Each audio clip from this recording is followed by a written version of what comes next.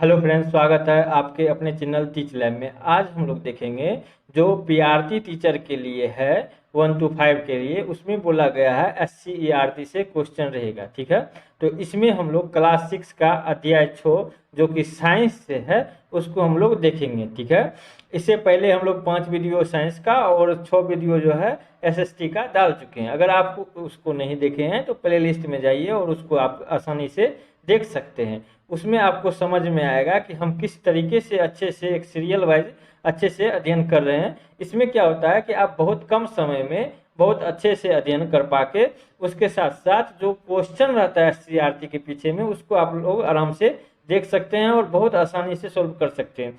इससे फायदा ये होगा कि एक बार पढ़ने के बाद आपको दोबारा इस चैप्टर को पढ़ने की जरूरत नहीं पड़ेगी।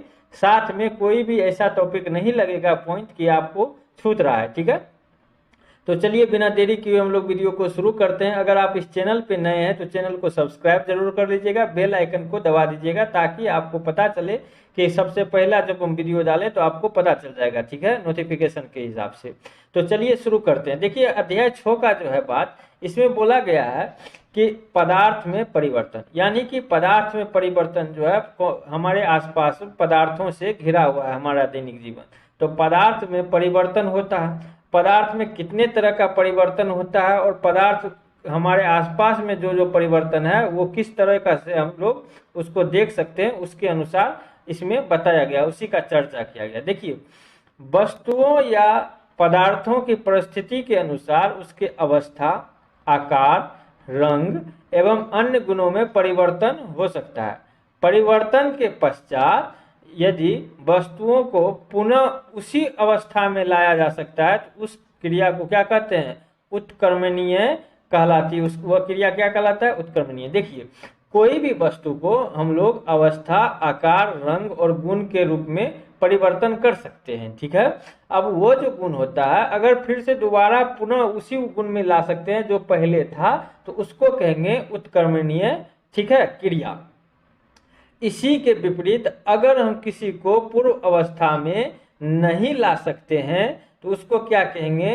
अनुत्क्रमणीय क्रिया कहलाएगा। ठीक है, जैसे उदाहरण के रूप में अगर हम लोग समझेंगे तो उदाहरण के रूप में आप समझिए कि जब गुथे हुए आटा होता है उसका हम जो क्या करते हैं, लोई से उसके लोई को क्या करते हैं? बेल लेंगे और बेलने के बाद अगर आपको मन करेगा कि नहीं हम रोटी नहीं पराठा बनाएंगे तो आप उसको आसानी से शेप या साइज में बदल सकते हैं। ठीक है, लेकिन ये क्या हो जाएगा? तो ये हो जाएगा उत्क्रमणीय क्रिया। क्या है कि उसको फिर से लोई के रूप में आप ले आए, लेकिन लोई से बेली गई रोटी तवे पर सेक लेंगे।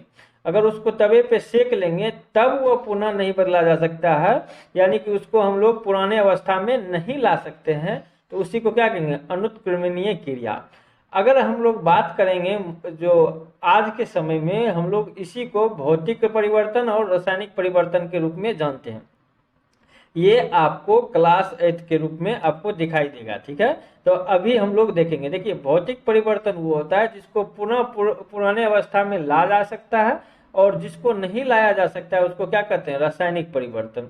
जैसे देखिए, ठीक उसी तरह से कुम्हार द्वारा मिट्टी में बर्तन जो बनाने की प्रक्रिया ढंग और परिवर्तन जो होता है, जिसे मन के लिए बर्तन करते हैं, मिट्टी से बना लिए, दिया बनाने का था, फिर बाद में पता चला कि नहीं उसको हम लोग मटकी बनाएंगे, तो क्या होता है कि उस मिट्टी को फिर से जमा करके उसको हम लोग मिट्टी के रूप में लाया जा सकता है। तो उसको हम क्या कहेंगे? उत्क्रमणीय परिवर्तन। लेकिन अगर हम उसी को पका देंगे, उस मिट्टी को पका देंगे तो वो क्या होगा? फिर उस मिट्टी के रूप में नहीं लाया जा सकता है उस बर्तन को, उसी को क्या कहेंगे? अनुत्क्रमणीय परिवर्तन। तो आशा है कि यहाँ तक में आपको कोई दिक्कत नहीं हुआ होगा। ठीक है, चलिए अब आगे थोड़ा हम लोग देख लेते हैं। जैसे बैलगाड़ी के पहिए के चारों ओर लोहे की रिम लगी होती है जिसे गर्म कर कर पहिया पे चढ़ाया जाता है और गर्म करने पे लोहा क्या हो जाता है? फैल जाता है। देखिए, होता क्या है कि गर्म करने पे लोहा फैलता है और फैलने के बाद वो अच्छे से उसके ऊपर चढ़ जाता है। ऊपर चढ़ने के बाद जैसे ही वो ठंडा होगा तो वो सिकुड़ जाएगा और सिकुड़ने के बाद वो रिम अच्छे से फिट हो जाएगा। तो इस तरह का हम लोग क्या कर सकते हैं कि लोहा पुनः अपने मतलब अवस्था में आ गया तो उसी को क्या कहेंगे? उत्क्रमणीय क्रिया कह सकते हैं। ठीक है, अब देखिए, पदार्थ की अवस्थाएं 3 होती है। देखिए अभी हम लोग क्लास 6 का पढ़ रहे हैं तो इसलिए उसमें बताया गया है 3 अवस्था। कौन कौन? ठोस, द्रव और गैस। लेकिन एक्चुअल में होता कितना अवस्था है? 5 अवस्था, जिसमें पांचवा में चौथा अवस्था जो है वो कहता है प्लाज्मा। ठीक है, प्लाज्मा। और पांचवा स्थान होता है बॉस आइंस्टीन कंडेंसेट। ठीक है, तो इसको भी आपको ध्यान में रखना है। प्लाज्मा अवस्था पूछेगा कहाँ पे होगा? जिस तरह से हम बोल सकते हैं ना कि द्रव अवस्था में पानी है, लोहा जो होता है वो ठोस अवस्था में, तो उस तरह से अगर बोलेगा कि प्लाज्मा का कहाँ पे आपको देखने को मिलेगा, तो प्लाज्मा जो है ना आपको देखने को मिल जाएगा ये आपको सूर्य में। ठीक है, प्लाज्मा जो है वो पदार्थ बहुत गर्म रहता है। ठीक है, तो सूर्य, अलकतरा, ये सब प्लाज्मा अवस्था में ही रहता है। ठीक है, अब देखिए पदार्थ जो है 3 अवस्था में रहता है। जैसे मान के चलिए कि बर्फ एक क्या है? ठोस पदार्थ है जो पिघलकर पानी अर्थात द्रव में बदल जाता है, जिसे गर्म करने पर वाष्प में बदल जाता है।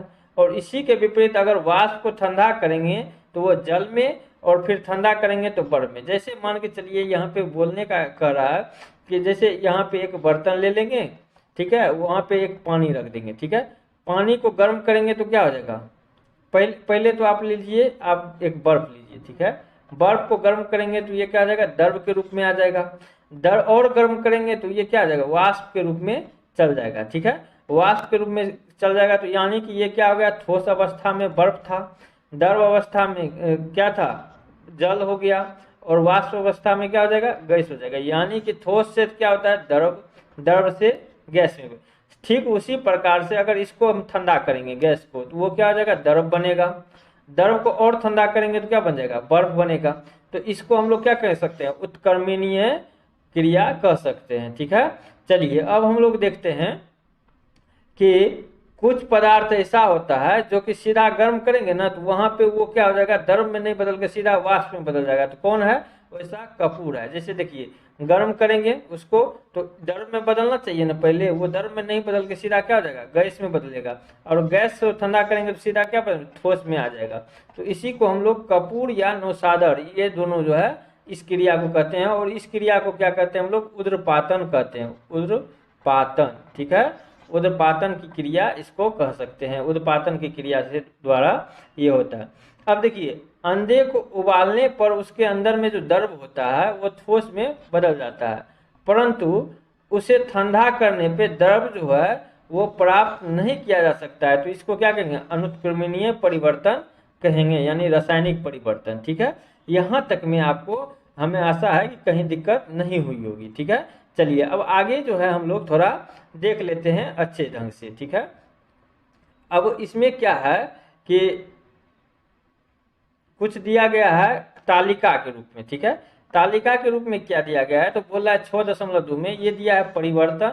अब ये बोला है कि उत्क्रमणीय है कि अनुत्क्रमणीय है, उसमें टिक लगाना है। उत्क्रमणीय किसको कह सकते हैं? जो पूर्व अवस्था में लाया जा सकता है, जिसको नहीं लाया जा सकता है अनुत्क्रमणीय कहलाता है। तो अब हम लोग थोड़ा देख लेते हैं। बोलता है दूध से दही जमना क्या है? फिर से उसको नहीं ला सकते हैं, तो इसीलिए अनुत्क्रमणीय है। ठंडा दूध को गर्म करें, फिर से उसको ठंडा कर सकते हैं। दूध से पनीर बना देंगे तो फिर उसको नहीं ला सकते हैं, तो इसके लिए इसमें लगाना होगा। ठीक है, चलिए अब थोड़ा हम लोग आगे देख लेते हैं। आगे है चावल से भात बनाने के बाद फिर उसको चावल में नहीं ला सकते हैं, इसीलिए इसमें टिक लगेगा। कली से फूल में बिलना, फिर उसको फूल में, कली में नहीं लाया जा सकता। गोबर से गोईठा या कांदा, इसको फिर से क्या कर सकते हैं? गीला करके गोबर के रूप में ला सकते हैं। ठीक है, सूखा गोबर होगा। उसके बाद हो रहा है जमी हुई आइसक्रीम, उसको फिर ठंडा कर दीजिए, तो गर्म करके पिघला सकते हैं, इसीलिए इसको क्या कहेंगे? उत्क्रमणीय पदार्थ। ठीक है, कच्चे मिट्टी का गिलास, उसको फिर से कर देंगे तो क्या हो जाएगा? गिलास को आप कुछ और बना सकते हैं।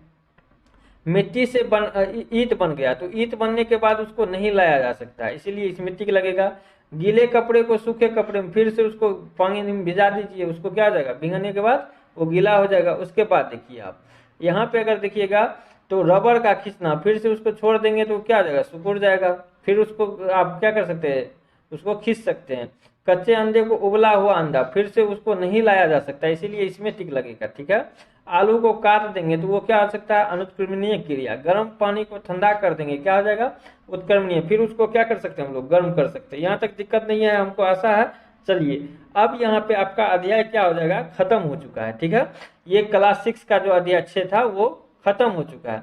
लेकिन है क्या कि आपको यहाँ पे कुछ प्रश्न जो है एससीईआरटी में दिया हुआ है, तो उसको भी हम लोग क्या करेंगे, साथ में अगर देख लेंगे तो हमारा अध्याय पूर्ण रूप से तब खत्म हो पाएगा। ठीक है, तो पहला क्वेश्चन इसमें है कि निम्नलिखित में से कौन सा ठोस अवस्था से सीधा गैसीय अवस्था में परिवर्तन होता है, तो कौन सा होता है, कपूर और नौसादर। ठीक है, नौसादर भी रहेगा तो उसको भी क्या करना है, टिक लगा देते। ठीक ना, चलिए अब आगे का क्वेश्चन देखते हैं। बिना उबले हुए अंडा गर्मी पाकर किस में हो जाएगा, ठोस रूप में आ जाएगा। ठीक है, आमलेट बन जाएगा। ठीक ना, गर्मी में हम लोग अगर सूर्य के प्रकाश में डाल देंगे गर्मी में तो वो क्या हो जाएगा, वो आमलेट की तरह बन जाता है ना, गर्मी पाकर। चलिए अब आगे का क्वेश्चन देखते हैं। आगे का क्वेश्चन कहता है इसमें निम्नलिखित में से कौन सा समान रूप से तीनों अवस्था में पाया जाता है, जल। जल को अगर हम देखिए, जल को बर्फ का अगर बात करें तो बर्फ क्या हो जाएगा, ठोस अवस्था। जल खुद है द्रव अवस्था में, और इसी को अगर हम वाष्प के रूप में कर देंगे तो क्या हो जाएगा, गैस अवस्था में। तो हम जल में तीनों अवस्था हम लोग देख सकते हैं। तो इसका ऑप्शन नंबर जो है कौन सा सही हो जाएगा, हमारा ऑप्शन नंबर ए नंबर सही हो जाएगा। ठीक है, चलिए अब हम लोग आगे देखते हैं। आगे का क्वेश्चन कहता है कपड़े से कुर्ते बनाने के बाद कपड़े को पहली अवस्था में लाया जाता है, पहली अवस्था में लाया जाता है, इस प्रकार के 3 उदाहरण दीजिए। देखिए ये लाना तो संभव है नहीं, तो उसी तरीका का 3 उदाहरण बोल रहा है देने के लिए। जैसे आटा से रोटी बना देंगे तो रोटी से फिर नहीं लाया जा सकता है, तो एक ये हो गया। दूध से दही बना देंगे, फिर दही से दूध नहीं बन सकता है। गेहूं से आटा बना देंगे पीस के, तो फिर आटा से गेहूं नहीं बन सकता है। तो इस तरह का 3 उदाहरण हो गया। चलिए अब हम लोग देखते हैं आगे। रात्रि में सीमेंट की एक बोरी को खुले छोड़ देने पर मैदान पे वर्षा के कारण वो भीग जाता है। अगले दिन वो तेज धूप निकलती है और सीमेंट काला हो जाता है। क्या सीमेंट पहली स्थिति में आ पाएगा, नहीं आ पाएगा, क्योंकि वो सीमेंट क्या हो जाता है, जम जाता है, और जमने के बाद उसको पूर्ण रूप में पुनः उस अवस्था में नहीं लाया जा सकता है जिस अवस्था में वो पहले था। ठीक है, चलिए अब हम लोग देखते हैं आगे का क्वेश्चन। आगे का क्वेश्चन कहता है आगे दी गई तालिका में कुछ परिवर्तन दिए गए हैं, उस परिवर्तन को आप रिक्त स्थान पे इस पे भरें और उसको समझने का बात करें, हाँ या नहीं के रूप में। ठीक है, चलिए देखिए लकड़ी का टुकड़े को चीरना, क्या उसको पूर्ण अवस्था में लाया जा सकता है, तो नहीं। ठीक है ना, आइसक्रीम का पिघलना, उसको लाया जा सकता है। नमक को जल में घुलना, हाँ ला जा सकता है, क्योंकि वाष्पीकरण करके उसको क्या कर सकते हैं हम लोग, उसको अगले में लाया जा सकता है। ठीक है, दूध का दही में बदलना, फिर उसको नहीं लाया जा सकता है। बर्फ का जल में बदलना, उसको फिर से ला सकते हैं उसी अवस्था में। फूल का खिलना, उसको नहीं लाया जा सकता है। कली से फूल का खिलना नहीं लाया जा सकता है। पेड़ से पत्ती का गिरना, फिर उसी अवस्था में नहीं लाया जा सकता। मोमबत्ती का जलना, फिर से उसको बुझा दीजिए, फिर से जला दीजिए, तो इस अवस्था में आपका यहाँ पे ये अध्याय खत्म हो गया पूर्ण रूप से। ठीक है, अगला अध्याय 7 है और 7वां अध्याय का नाम है पेड़ पौधे की दुनिया। ठीक है, उसको भी हम लोग कल देखेंगे आगे वाला वीडियो में। ठीक है, बहुत जल्द वीडियो आएगा। ये हमारा 7वां अध्याय। ठीक है, अगर आप इस चैनल पे नए हैं तो चैनल को सब्सक्राइब जरूर कर दीजिएगा, दोस्तों के साथ शेयर कर लीजिएगा। ठीक है, और बेल आइकन दबा दीजिएगा ताकि हम जैसे ही वीडियो डालें तो आपके पास नोटिफिकेशन आ जाए। ठीक है, चलिए मिलते हैं अगले वीडियो में, तब तक के लिए धन्यवाद। कमेंट सेक्शन में बताइएगा कि आपको ये वीडियो कैसा लगा। ठीक है, चलिए धन्यवाद।